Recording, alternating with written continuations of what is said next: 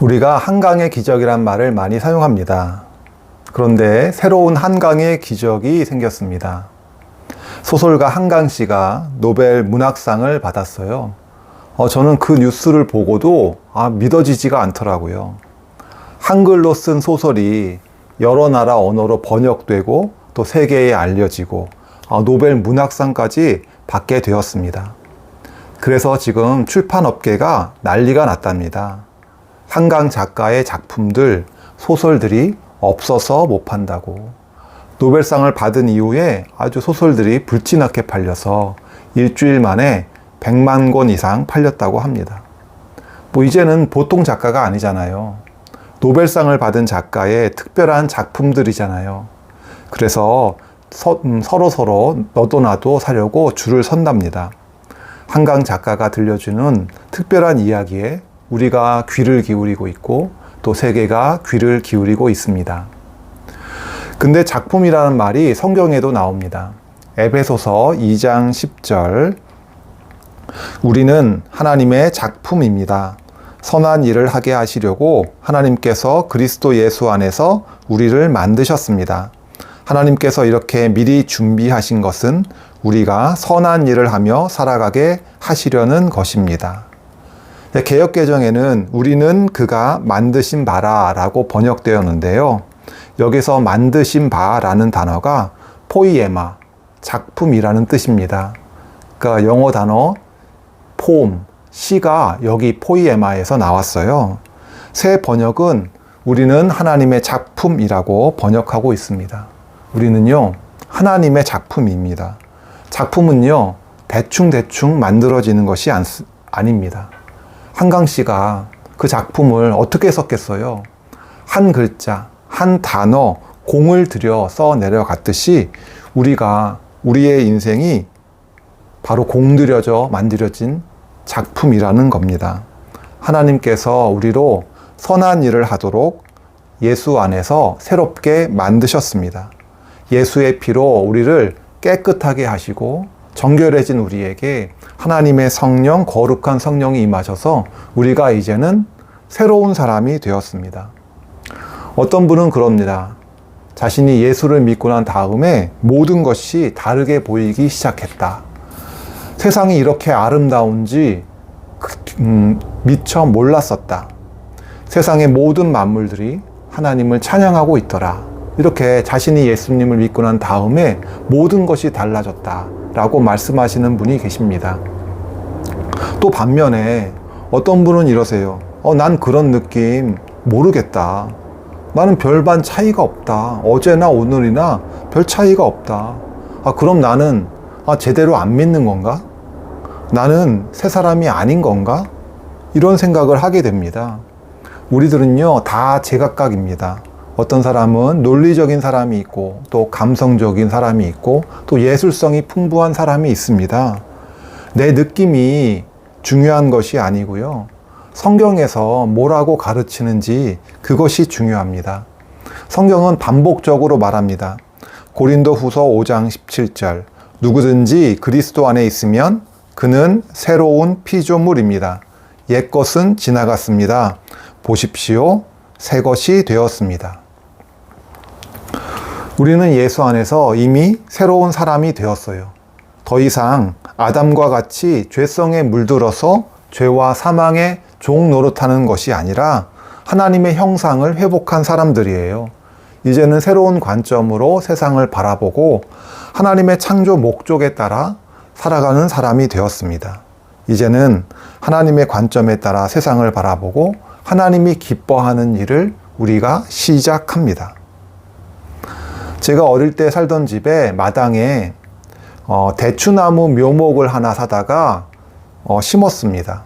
근데 몇 해가 지나지 않아 이 나무가 아주 크게 자랐습니다. 아주 크게 자라서 가지가 담장 너머까지 뻗어나간 거예요. 그러니까 우리 집에 심었는데 가지는 어디 갔어요? 남의 집에, 이웃 집에 넘어가서 거기서 많은 열매를 맺었습니다. 근데 옆집 담장을 넘어간 가지의 열린 대추는 누구 건가요? 내가 심었으니까 내 건가요? 아니면 옆집에서 자랐으니까 옆집 건가요? 내가 심었는데 옆집 가서 열렸잖아요. 그럼 누가 따먹어야 돼요? 먼저 따먹는 사람이 임자인가요? 풍성한 은혜를 누리고 사는 사람은 아마 이렇게 말할 겁니다. 마음껏 따드세요. 왜요? 많으니까. 대추나무 하나 심었더니요, 열매가 무지하게 열립니다. 얼마나 많이 열리는지 몰라요. 많아서 주체가 안 돼요. 많으니까요, 얼마든지 나눠줄 수 있습니다. 이것이 이 땅에서 천국을 사는 사람들의 모습입니다. 바울은 밀레도에서 에베소 교인들을 만나서 마지막으로 부탁을 합니다. 사도행전 20장 35절. 나는 모든 일에서 여러분에게 본을 보였습니다. 이렇게 힘써 일해서 약한 사람을 도와주는 것이 마땅합니다. 그리고 주 예수께서 친히 주는 것이 받는 것보다 더 복이 있다 하신 말씀을 반드시 명심해야 합니다. 또 누가복음 6장 38절도 말합니다. 남에게 주어라. 그리하면 하나님께서도 너희에게 주실 것이니 되를 누르고 흔들어서 넘치도록 후하게 되어서 너희 품에 안겨주실 것이다. 너희가 되질하여 주는 그 되로 너희에게 도로 되어서 주실 것이다. 그러니까 예수님은 말씀하십니다. 주는 것이 받는 것보다 복되다. 이것은 약속이 있는 말씀입니다. 남에게 주어본 사람은 압니다. 경험해 본 사람은 이 말씀을 알아요. 주는 것이 받는 것보다 복되다는 것을, 베푸는 사람이 더 복되다는 것을 압니다. 과거에 우리는 나밖에 모르고 살았어요. 오직 나와 내 가족만을 위해서 기도했다면 이제는 다른 사람의 필요를 깨닫고 다른 사람을 위해서도 기도하는 사람이 됩니다. 서로가 서로를 위하여 기도하는 공동체가 되고요. 아유, 저거. 저 사람 저거 하면서 남을 비판하고 깎아내리기보다는 이제는 칭찬해주고 격려해주고 서로를 세워주는 사람이 되고요. 나와 안 맞는 사람이 있으면 선을 긋고 내치는 것이 아니라 나와 다른 사람도, 나와 격이 안 맞는다고 생각되는 사람도 이렇게 다 받아들일 수 있는 포용력 있는 사람이 됩니다. 이제 우리는 하나님이 기뻐하시는 선한 일을 시작하는 겁니다. 빌립보서 1장 6절은 말합니다. 선한 일을 여러분 가운데서 시작하신 분께서 그리스도 예수의 날까지 그 일을 완성하시리라고 나는 확신합니다. 하나님께서 우리를 새로운 사람으로 만드시고 선한 일을 이미 우리 가운데 시작하셨습니다. 하지만 우리는 완성된 작품은 아닙니다. 우리에게 아직 부족한 부분이 있을 수가 있습니다. 우리는 점점 완성되어 가는 작품들입니다. 벼가 처음에는 퍼렇다가 가을 햇살을 받으며 점점 누렇게 익어가듯이, 점점 겸손한 모습으로 고개를 숙여가듯이 벼처럼 우리는 무르익어가는 작품입니다. 우리가 누구인지 확실하게 아셨으면 좋겠습니다. 우리는 하나님의 자녀들입니다. 다 같이 가슴에 손을 얹고 한번 같이 따라해 보겠습니다. 우리는 하나님의 자녀들입니다. 하나님의 자녀로서의 자존감을 가지시길 바랍니다. 예수님처럼 자존감을 가지시길 바랍니다. 예수님은 세상에서 볼 때는 내세울 것이 전혀 없었습니다. 하지만 예수님은 자존감이 충만하셨어요. 세상에 어떤 높은 사람을 만나도 당당하셨습니다. 또 다른 사람들의 심정을 헤아릴 수 있는 넉넉한 마음을 가지셨어요. 또 어려운 사람들에게는 하늘나라의 풍성함을 경험하게 해주셨고요. 또 자신을 반대하는 사람을 만나도 흔들리지 않으셨어요. 또 모든 사람을 품을 수 있는 넉넉한 너그러운 마음을 가지셨습니다.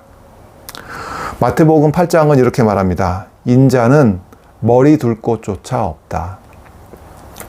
우리가 집에 누울 자리만 있어도 우리는 예수님보다 상황이 더 나은 겁니다. 상황이 더 좋은 겁니다. 예수님은 어떻게 이런 자존감을 가지셨을까요? 예수님의 이 자존감의 원천은 어디에서 왔을까요? 마태복음 3장에 예수님이 세례받는 장면에서 하늘에서 음성이 들립니다. 이는 내가 사랑하는 아들이다. 내가 그를 좋아한다. 예수님의 자존감의 원천은 바로 하나님이셨습니다. 예수님은 자신이 누구인지 알았던 겁니다. 하나님의 사랑받는 아들, 하나님을 기쁘시게 하는 아들이었습니다. 하나님을 속썩이는 아들이 아니라 성부 하나님의 뜻에 순종하며 사는, 하나님을 기쁘시게 하는 아들이에요. 우리는 누구입니까? 우리는 예수 안에서 새로운 사람이 되었습니다. 우리는 하나님의 사랑받는 자녀들입니다. 한 번 더 따라 하실까요? 우리는 하나님의 사랑받는 자녀들입니다. 우리가 지금 무엇을 소유하고 있는지 이게 중요한 것이 아닙니다. 내 좋은 차를 탔냐, 아니면 내 잔고가 얼마 있냐, 이런 게 중요하지 않습니다. 과거에는 내가 잘 나갔었는데 지금은 이 모양이다. 자신을 이렇게 비하하거나 좌절해하지 마십시오. 저도 사실 그렇습니다. 좋은 일이 생기면요, 막 기분이 좋고요. 역시 하나님이 날 사랑하시는구나. 그러다가도 가족들에게 무슨 일이 생기거나 아니면 내가 손해보는 일이 생기면요, 위축이 되고, 내가 뭘 잘못한 게 있나? 하나님이 날 더 이상 사랑하지 않나 봐. 이렇게 마음이 흔들립니다. 내 마음은요, 하루에도 몇 번씩 이렇게 계속 바뀌고 흔들립니다.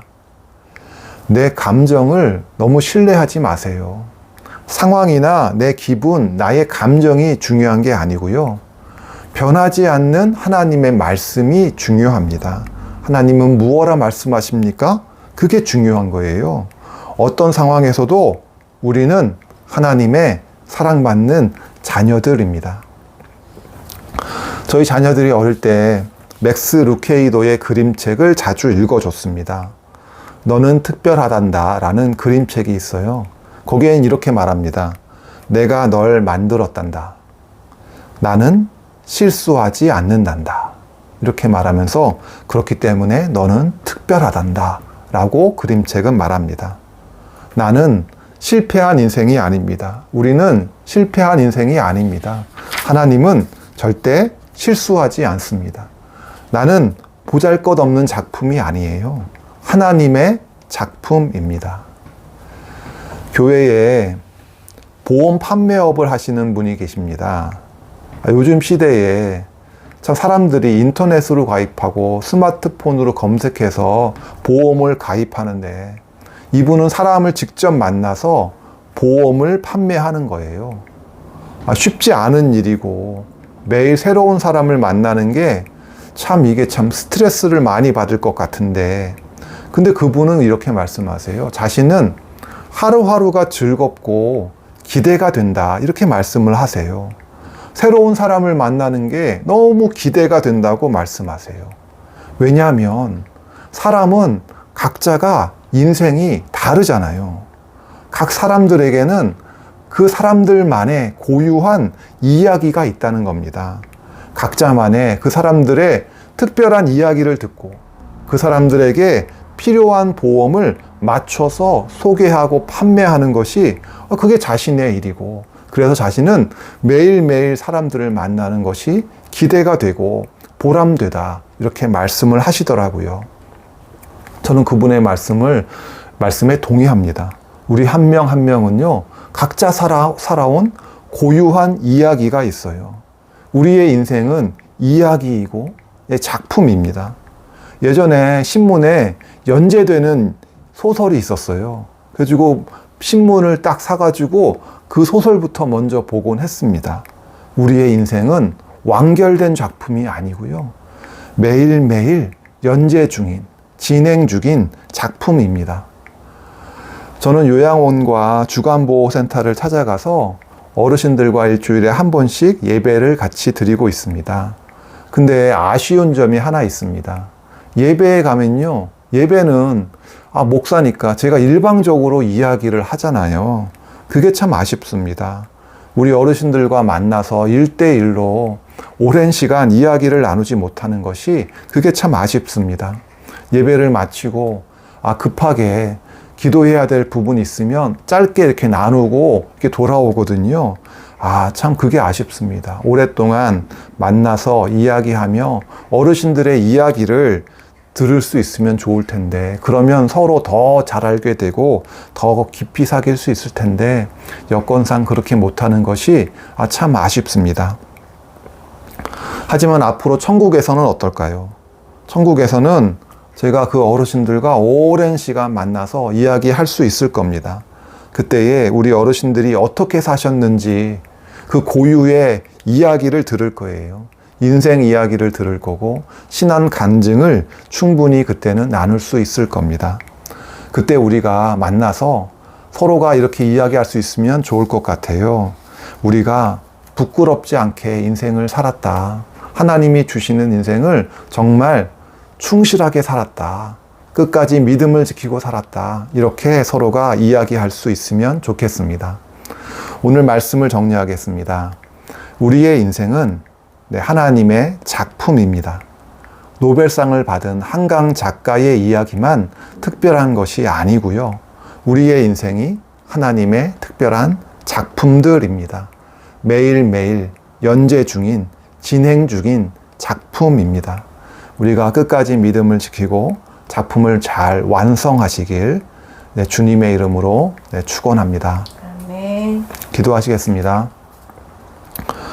우리 한 사람 한 사람은 모두 하나님의 특별한 작품입니다. 또 우리가 하나님께서 귀하게 여기는 하나님의 자녀들입니다. 우리가 앞으로 하나님의 자녀답게 살겠습니다. 하나님께서 기뻐하시는 일을, 선한 일을 하며 살겠습니다. 풍성한 은혜 가운데 거하며 하나님을 사랑하고 또 이웃을 사랑하며 섬기며 살겠습니다. 벼가 누렇게 익어가며 고개를 숙이듯이 우리들을 변화시켜 주십시오. 성숙한 인격의 사람으로 변화시켜 주십시오. 너그러운 사람으로, 넉넉한 사람으로, 이웃을 섬길 수 있는 사람으로 변화시켜 주시옵소서. 남들은 불가능하다고 말할지 몰라요. 하지만 하나님께는 능치 못한 일이 없습니다. 하나님은 우리를 변화시켜 가실 것입니다. 하나님께 사랑받을 뿐만 아니라 사람들로부터, 가족들로부터, 친지들로부터 사랑받고 인정받고 존경받는 우리들 모두 되게 하여 주시옵소서. 감사하며 예수님의 이름으로 기도했습니다. 아멘.